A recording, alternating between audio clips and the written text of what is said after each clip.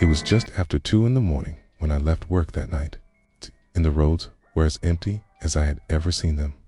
The sky above was moonless, swallowed in darkness, and the only light came from my headlights cutting through the black highway.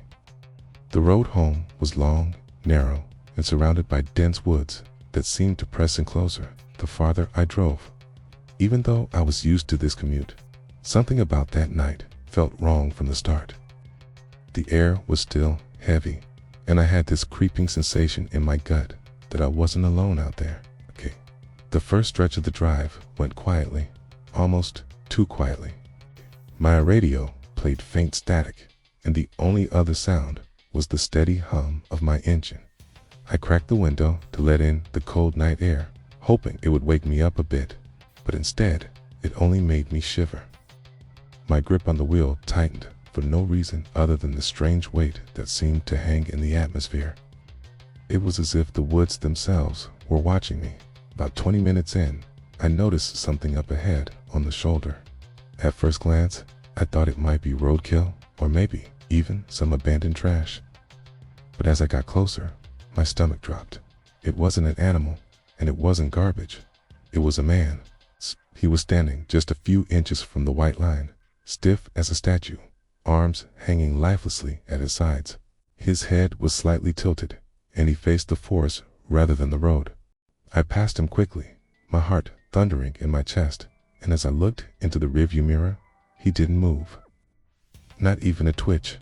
He didn't turn to look at my car. He just stood there, frozen in place, like he'd been rooted to the ground. I tried to brush it off, telling myself maybe his car broke down somewhere and he was waiting for help, but something about his stillness made my skin crawl. 10 minutes later, my headlights picked up another figure on the shoulder. My blood ran cold when I realized it was the same man. Same dirty, torn clothes. Same stiff posture. Same tilt of his head.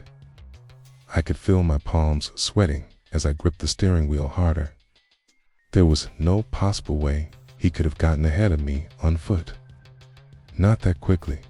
I sped up, telling myself maybe my eyes were playing tricks on me. But the more I drove, the more often I saw him. Always on the shoulder, always in the same exact position. Each time, though, he seemed just a little bit closer to the road, like he was slowly edging into my path. My chest felt heavy, my breath short and shaky, as though the air inside my car was growing thinner the farther I went. The last time I saw him is a memory that will haunt me for the rest of my life. He wasn't on the shoulder anymore. He was standing directly in my lane. I barely had time to react. His head snapped up the instant my headlights hit him, and his eyes reflected back, bright white, like the glowing eyes of an animal caught in the dark. His mouth was stretched wide in a grin that looked completely unnatural, far too wide for a human face. His arms spread open as if he was ready to grab me. I swerved so hard my tires screeched, the car shaking violently as I fought to keep control. My chest felt like it was going to explode from the way my heart slammed against my ribs. For a brief second, my headlights filled with his figure, but as my car straightened and I looked into my mirror, the road behind me was empty. He was gone, completely gone. Not a trace of him anywhere. The rest of the drive home was a blur. My hands shook so badly I could barely keep my grip steady on the wheel. Every shadow in the trees looked like a figure waiting to step into the road. Every mile felt like an eternity. By the time I pulled into my driveway, I was drenched in sweat, my chest still pounding as though I had run the whole way home. To this day, I can't explain what I saw. I never reported it. I never told anyone except a close friend who didn't believe me anyway. They all said it was probably just exhaustion, that I imagined it, but I know what I saw. The pale skin, the wide grin, the lifeless posture, and the way he kept appearing mile after mile. Sometimes when I drive that stretch of highway, I can almost feel it again.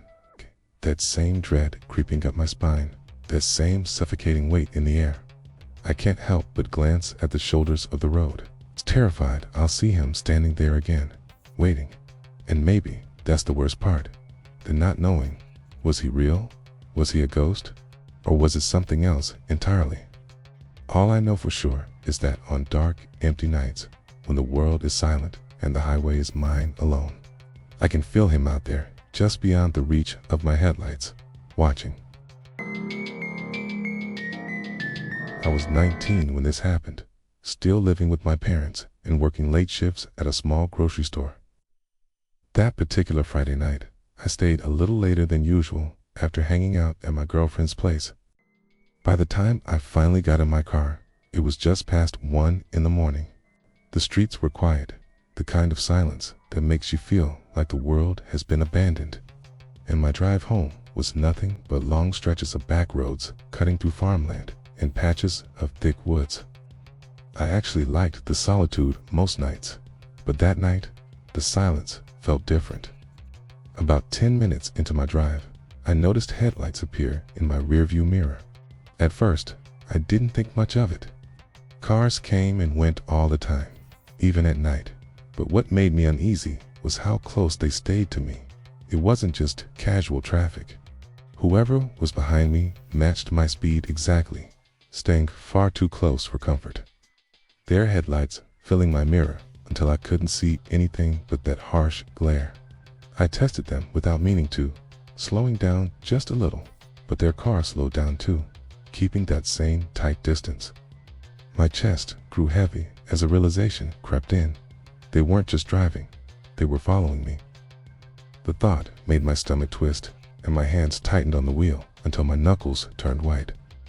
I tried not to panic, telling myself it was just a coincidence. Maybe they were heading the same way. Maybe they didn't realize how close they were. But the longer it went on, the harder it was to believe that. My pulse picked up as I turned down a smaller, less traveled road, hoping they would keep straight.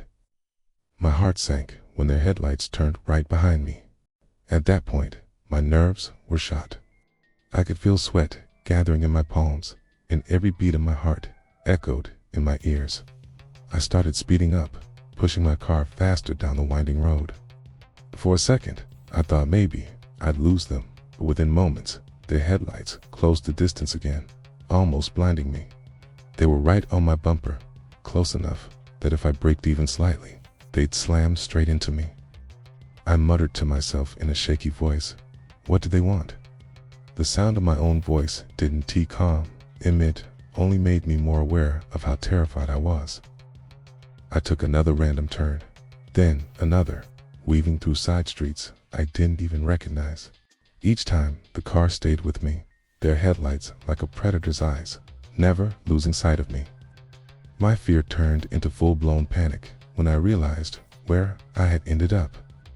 I had taken a turn I shouldn't have, and the road ahead was narrowing into a dead end. Trees and darkness swallowed everything past the end of the pavement. My stomach dropped as I slammed the brakes and whipped the car around in a desperate attempt to get out before they blocked me in. As my headlights swept across the road, I caught sight of their car at the entrance to the street. They had stopped. They didn't pull closer, didn't try to chase me further.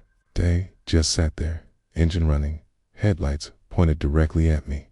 My breathing turned shallow, every muscle in my body frozen as I stared at that blinding light. I couldn't see the driver, not even a silhouette. It's just those headlights glaring into me like eyes that refused to blink.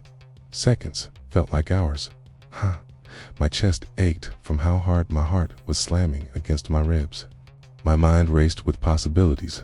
Were they going to drag me out of my car, ram into me, sit there all night until I made the first move? The silence of the street was unbearable, broken only by the hum of our engines. I sat frozen, waiting for something, anything to happen. Then, after what felt like forever, their car shifted into reverse. Slowly, they backed out of the street, their headlights still locked on me the entire time. Once they reached the intersection, they paused for a moment, and then they were gone. They didn't turn back. They didn't speed off. They just drove away, as if nothing had happened. I stayed in that dead-end street for several minutes, too shaken to move. My hands trembled violently on the wheel, my whole body on edge, terrified that if I pulled out, they would be waiting just out of sight. Eventually, I forced myself to drive home, glancing in my mirrors constantly, half expecting to see those headlights appear again. But they never did. When I finally pulled into my driveway, the relief hit me so hard I had to sit in my car for a while to calm down. My house had never felt safer than it did that night. I locked every door, every window, and sat awake for hours replaying what had just happened in my mind. The worst part was not knowing who it was or what they wanted. Over the years, I've told a few people about that night, and the most common theory I hear is that it was some stranger trying to scare me for fun. But there's a part of me that doesn't believe it.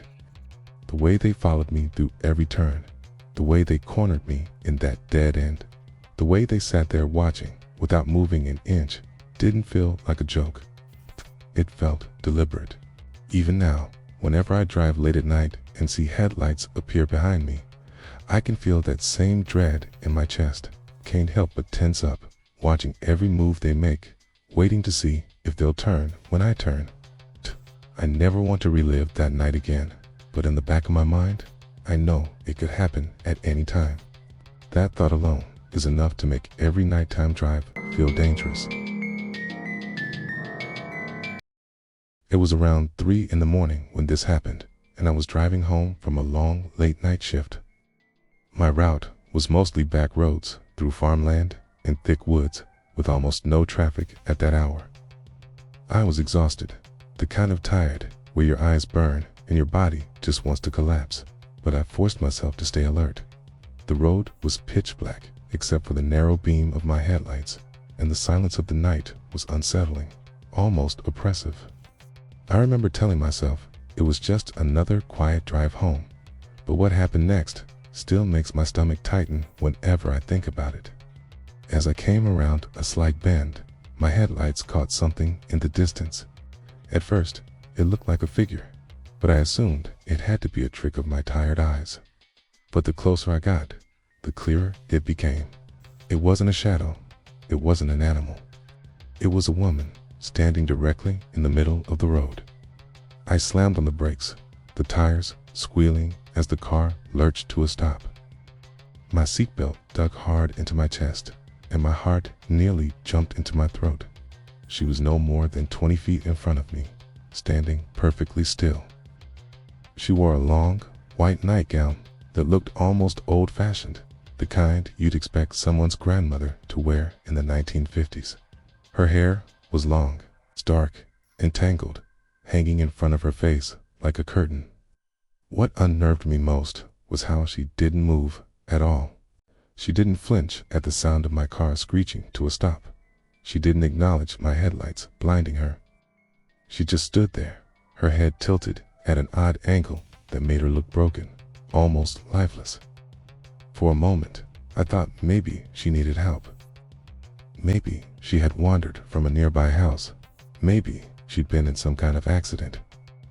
Against my better judgment, I rolled my window down just enough to call out to her.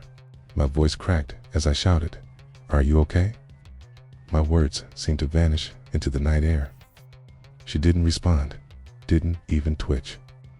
My throat went dry as the silence stretched on, broken only by the low hum of my engine. Just when I was about to call out again, she moved, slowly, almost unnaturally. She raised one arm and pointed directly at me. Her hand shook slightly, but her finger remained fixed, accusing. I froze, every muscle in my body tensing as if my nerves had been lit on fire. My stomach dropped, and an icy chill spread through me.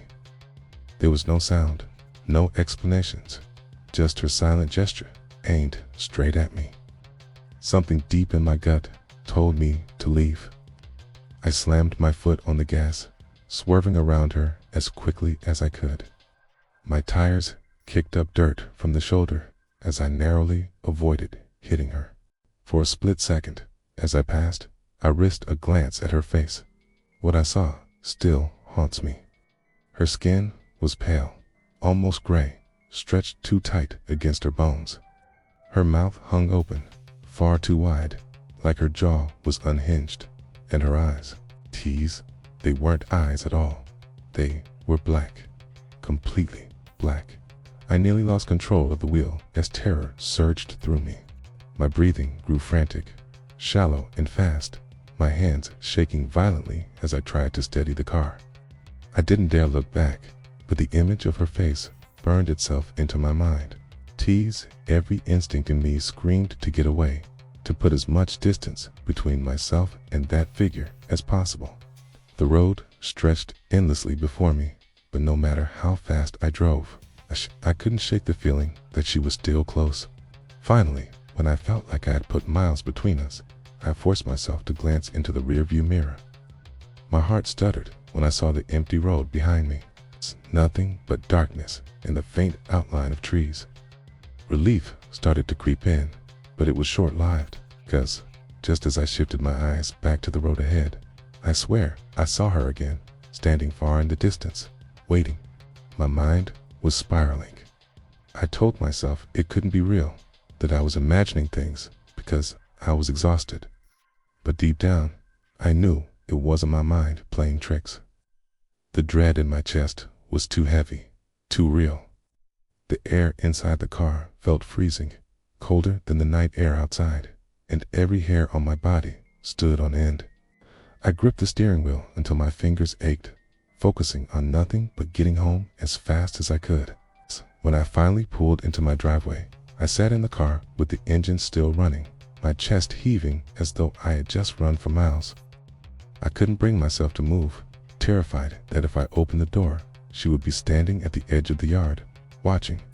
It took me almost 20 minutes to gather the courage to run inside, locking every door behind me and pulling the curtains tight. I barely slept that night, the image of her black eyes flashing every time I closed mine. The next morning, I tried to convince myself it had all been a nightmare, a result of exhaustion and driving half asleep. But when I told a coworker about it, their face went pale. They told me that years ago, a woman had been killed on that very stretch of road, struck by a car while walking home late at night. Locals still claim to see her, wandering, standing in the road, or even pointing at drivers as if blaming them for what happened. I can't say for certain that the woman I saw was her ghost, but I know what I saw that night wasn't normal. No dream or exhaustion could make me see eyes that black, or a mouth stretched open like that. It was something else, something I never want to encounter again. To this day, I refuse to take that road after dark. I'd rather drive an extra 30 minutes around it than risk seeing her again. Even now, when I drive at night, I sometimes catch myself tensing when I see the faint shape of something up ahead. My heart races until I get close enough to confirm it's nothing just a shadow or a mailbox or a deer.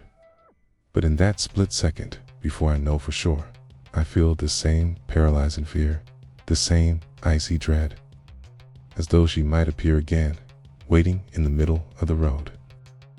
And the scariest thought of all is this: what if she isn't just tied to that one place? What if she's still out there, wandering the roads at night, waiting for another tired driver to come around the bend? I hope I never find out.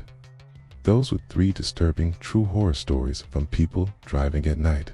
Which story scared you the most? Comment below and subscribe for more true horror stories.